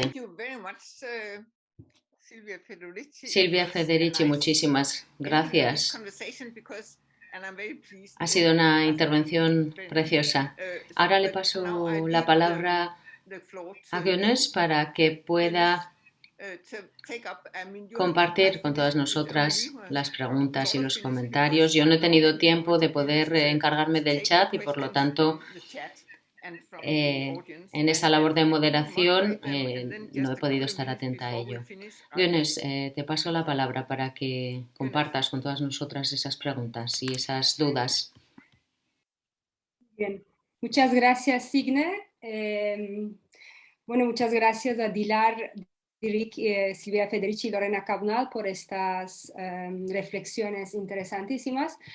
Bueno, he tomado la nota de todas las preguntas en el chat, pero como no tenemos tanto tiempo y por lo tanto reduciré a dos preguntas y empiezo con una pregunta que se dirige a todas vosotras, que es la siguiente, ¿no? ¿Cómo desarrollar un feminismo marxista que pueda reconstruir el marxismo tomando en cuenta la crítica al capitalismo, incluyendo las luchas de los pueblos originarios, su cosmovisión, pero también naciones sin Estado, sin olvidar que el capitalismo no solo es cada vez más universal y destructor, sino que una de sus armas es fetichizar y convertir en mercancía casi cualquier postura y lucha. Esta es una pregunta que se dirige a todas vosotras, así que os dejo la palabra y luego, si nos da tiempo, voy a formular una otra pregunta. Muchas gracias. Por adelante. Es una pregunta complicada, una pregunta de peso, y me alegro mucho de no tener que responder. Sí, yo puedo empezar, si os parece bien. Me parece que yo he intentado responder a esa pregunta en mi presentación. A mí me parece que Marx, tenemos que entender, por ejemplo, su trabajo. Hay muchos elementos en el trabajo de Marx que no son necesariamente coherentes. De alguna manera, Marx habla de una sociedad del futuro en la que hay formas diferentes de autogobierno. Quienes están generando la riqueza social son quienes están gobernando, ¿no? Yo creo que el marxismo es sin Estado, entonces hemos resuelto ya el tema del Estado. En segundo lugar, la noción de una sociedad en la que tomamos lo que necesitamos y damos lo que necesitan Eso también es un buen principio, ¿no? Creo yo. Creo que es un principio que no permite la explotación, que no permite la desigualdad. La explotación de la mano de obra es un problema fundamental. Yo creo que ese problema puede ser la base del movimiento, puede ser la base de un movimiento transformador anticapitalista y, como ya he dicho, esas son ideas que están ya en Marx. Es un gran debate, desde luego, y tampoco voy a centrarme únicamente en el pensamiento de Marx, pero ese optimismo excesivo en el poder de la tecnología, etcétera, etcétera, todo eso lo entendía Marx y lo afirmaba abiertamente. El capitalismo agota la tierra, la envenena de la misma manera que agota al ser humano. Sin embargo, también creía Marx que tenía esa idea, ¿no? Esa idea de la revolución que surgió de manera muy temprana. Tenemos que entender que el capitalismo incluye fuerzas muy distractivas, ¿no? Y lo vemos todos los días. La distracción está hoy en día en marcha aún. La tecnología capitalista ha servido sobre todo para crear un armamento poderoso, para crear armas poderosas. Creo que estos son elementos del marxismo que tenemos que dejar atrás y tenemos que concentrarnos en ellos, que nos apuntan a la dirección en la dirección de sociedades autogobernadas, libres de la explotación de la mano de obra. Sí, yo quisiera ahora compartir también. Creo que es importante traer en este contexto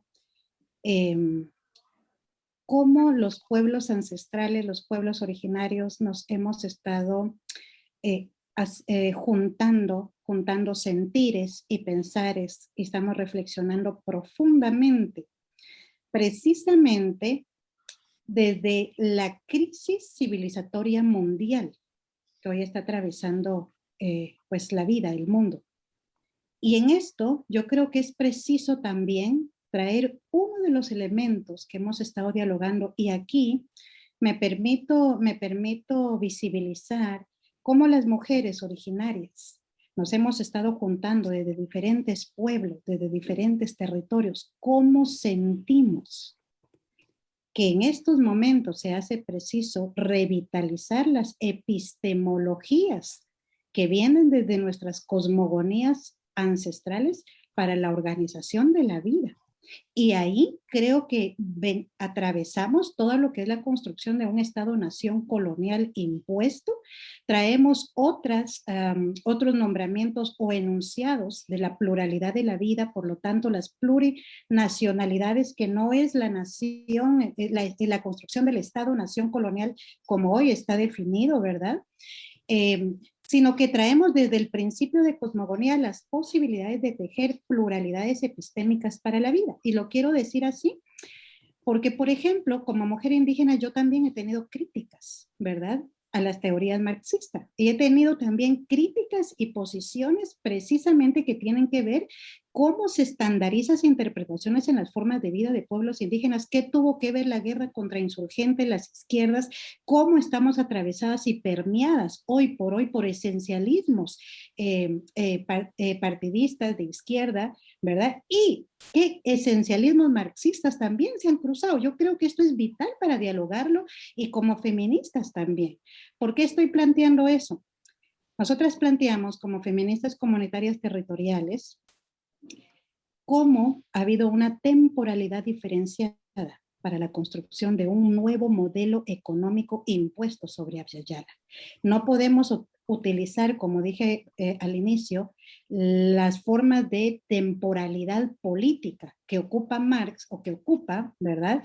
Estas temporalidades para definir, por ejemplo, la lucha de clases sociales en pueblos indígenas. Tenemos que irnos más atrás, antes de las colonizaciones. ¿Qué pasó en pueblos indígenas? ¿Por qué hubieron disputas territoriales? Aquí no había propiedad privada de la tierra, pero sí tuvimos relaciones significadas simbólicas de caciques y la relación de las mujeres. Tenemos que seguirla dialogando. Ahí las mujeres indígenas nos tenemos que seguir juntando, dialogando y hablando, porque si bien es cierto, con el Estado-nación colonial castellano que se impone, es justo en las colonizaciones, y va a ser la colonización castellana la que viene e inaugura un nuevo modelo económico sobre los cuerpos y la tierra a partir del genocidio, la violencia sexual y el despojo y saqueo de nuestros territorios. Ahí vamos a traer, sí, algunos elementos que plantea el marxismo para interpretar lo que empieza a suceder, pero ¿qué sucedía antes?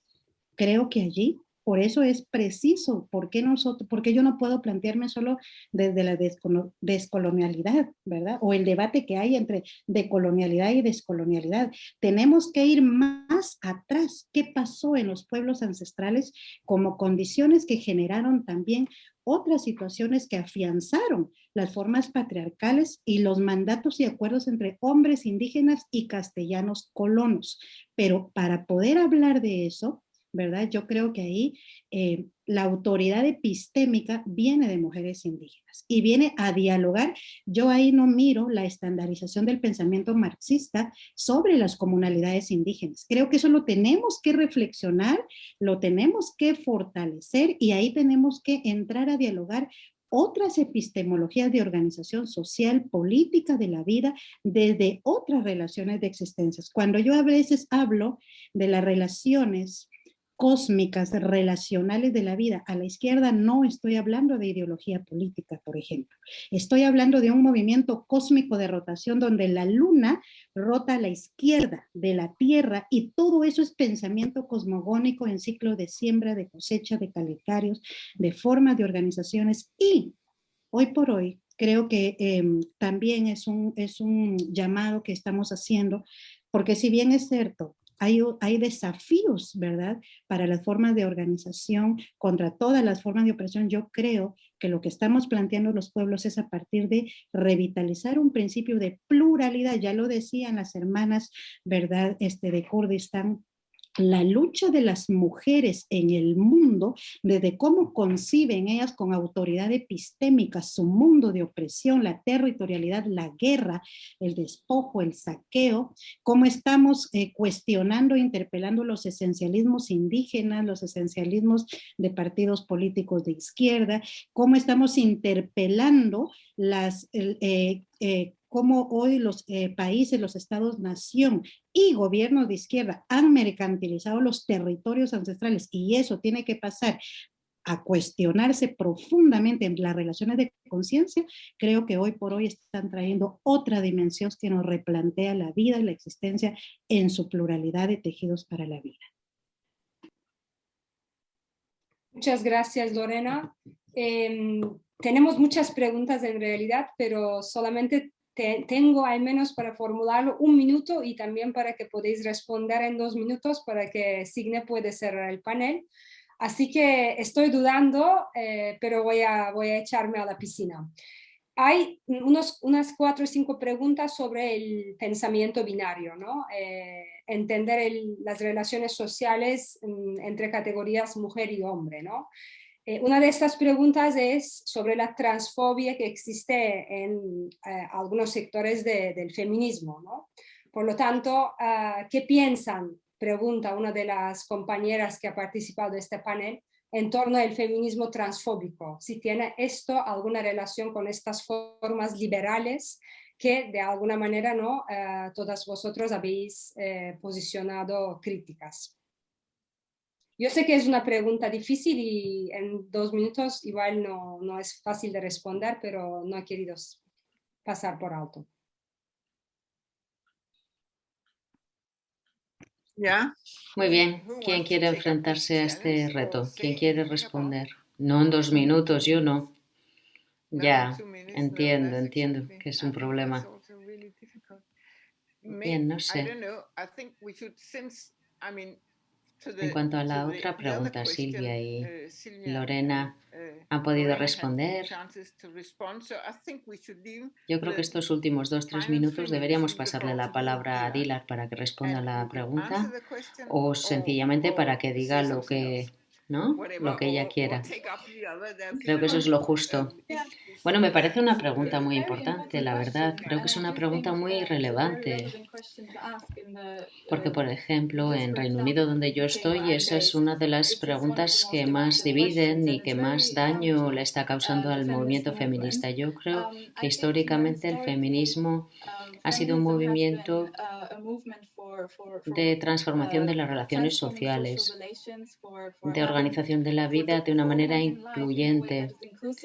Y lo que ha mencionado Lorena, respecto a la pluralidad de la vida, también debería invitar a las feministas a resistirse activamente, a acercarse a ideologías de derechas que lo que hacen es reproducir unas ideas muy estrictas sobre lo que es una mujer o lo que es un hombre. Yo creo que la transfobia es realmente una de las cosas que más está dañando el movimiento feminista. Hemos hablado mucho al respecto sobre cómo se manifiesta. A menudo hay una tendencia a ver a la mujer como una forma de mujer y lo que hacen es convertirla en un arma.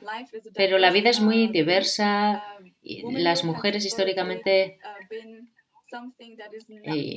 y siempre ha sido así, ¿no? Las feministas lo dicen, no solamente somos algo biológico, somos un género, somos una construcción social. Y no sabemos cómo entender la vida en su totalidad si no entendemos a las personas trans. Por lo tanto, yo creo que hay que incluir a las personas trans en nuestras conversaciones. Esa es una forma de abrir nuestros horizontes, de entender cómo la normatividad también se va desarrollando. No tengo tiempo de desarrollar esto, pero está muy conectado a otros puntos mencionados por Lorena. Yo creo que uno de los elementos más importantes del movimiento feminista es superar este pensamiento, encontrar nuevas formas de infundir vida con una espiritualidad que no es ni capitalista ni patriarcal. Creo que necesitamos herramientas para pensar en la vida filosóficamente. Nuestra generación, los jóvenes que ahora protestan, que buscan el cambio, están movidos o se ven movidos por la depresión y a mí me preocupa muchísimo, me preocupa mucho los jóvenes en la actualidad porque ven que el mundo está muriendo y quieren luchar por ello. Tienen una perspectiva ecológica, feminista, anticapitalista y esto no son cosas que deberían confinarse a cada uno de los movimientos. Es decir, las feministas solo feministas, los ecologistas solo ecologistas. No, todo esto está presente en todas partes y tenemos que superar esa forma de revolución tan antropocéntrica, ¿no? Es un modelo antiguo y creo que todos estos movimientos autónomos que están surgiendo en el mundo son un buen ejemplo de cómo podemos organizar la revolución también de manera diferente, con otros métodos. Por lo tanto, mis palabras finales serían estas. Estoy de verdad encantada de estar con personas como vosotras porque creo que nuestra generación está partiendo a partir del trabajo que vosotras habéis realizado para crear nuevas sociedades basadas en lo que hemos aprendido de nuestros pueblos ancestrales, como dice Lorena. Muchísimas gracias. ¿Puedo tomar la palabra un segundo? Sí, adelante, Silvia. Quisiera decir, y no quiero hablar de todos los problemas, pero me preocupa mucho esta división que ahora se está generando en el movimiento feminista y también en otros movimientos, relativos a la transfobia también. Me gustaría que tuviéramos una mejor definición de lo que supone la transfobia y de lo que es para poder entenderla y para debatir cuáles son las formas de transfobia. En su lugar, lo que se hace a menudo es ampliar ese concepto a muchas cosas. Yo entiendo que existe también miedo en la actualidad dentro del movimiento feminista, miedo a hacer preguntas, porque todo el mundo tiene miedo de que se le llame y se le clasifique como transfóbica, ¿no? A mí me parece un debate importante. Y también me gustaría añadir que tenemos que apoyar a todos los movimientos que están luchando contra la división, que están luchando contra, por ejemplo, el capitalismo y la distorsión del capitalismo en cuanto al género y su uso. El uso del capitalismo, de los conceptos de femenino y masculino, etc. Yo creo que esta conversación muestra la importancia del concepto de las mujeres. Las mujeres como un sujeto social legítimo, porque las jóvenes feministas cada vez más se identifican como mujeres y no quiero que eso sea interpretado como una forma de autodegradación y digan, bueno, las mujeres son esto y hay que seguir las normas, por ejemplo, mientras que en mi experiencia ha sido diferente en el movimiento feminista desde los 70. Por definir lo que es ser mujer, por luchar por las mujeres contra el capitalismo, contra la definición capitalista de lo que debería ser el feminismo. Ha habido un movimiento importante contra las formas impuestas de feminismo. Por lo tanto, como las oradoras de esta mesa redonda han dicho, yo creo que el concepto mismo de lo que supone y lo que es ser mujer es fundamental hoy para evitar una construcción de una visión determinada. Muy bien, tenemos que ir terminando ya. Estoy de acuerdo, por supuesto, con lo que se ha dicho y me gustaría retomar las palabras de Dillard. Tenemos que lograr un movimiento amplio, importante. Tenemos que estar unidas. Los movimientos anticapitalistas tenemos mucho en común. Y desde luego debemos trabajar desde la solidaridad. No solo somos feministas, no solo somos las mujeres las que luchamos, tenemos que apostar por la igualdad en general, de una manera amplia. Este debate sobre la transfobia nos enseña que esto es así, nos demuestra que esta es una buena conclusión. Por lo tanto, tenemos que cerrar ahora esta mesa redonda. Desde luego, ha sido muy interesante. Os agradezco a todas vuestras contribuciones y vuestras aportaciones. Ha sido un debate muy fructífero, muy interesante. Ha cubierto y ha tratado muchísimos temas. No sé, Silvia, si te veo muy contenta. Bueno, es importante saber que el feminismo no es solo de las mujeres o para las mujeres, es de todo el mundo. Bueno, ¿he dicho yo eso? No lo sé. Yo no he dicho que el feminismo sea solo de mujeres. No, yo estoy diciendo que tenemos que incluir a todo el mundo en la misma plataforma. Bueno, pero no quiero que se me malinterprete, por favor. Yo no he dicho eso, ¿eh? Yo he dicho que me preocupa esa deslegitimación, ¿eh? Sí, por supuesto. Eso es algo muy diferente, ¿eh? No he dicho que, desde luego, el feminismo, no he dicho que sea solo para mujeres, ¿eh? En absoluto, en absoluto. El feminismo no es un movimiento únicamente para mujeres, pero hay una historia que tiene que ver con la división del trabajo, que tiene que ver con formas de explotación, que tiene que ver con todas esas conexiones ancestrales, no solamente en las montañas de Guatemala, sino también en Europa. Hay toda una historia. Y yo creo que es importante subrayar esto y no olvidarlo. Eso es muy importante. Sí, estoy totalmente de acuerdo contigo, Silvia. Y esa es una de las cosas que hemos oído decir a Lorena.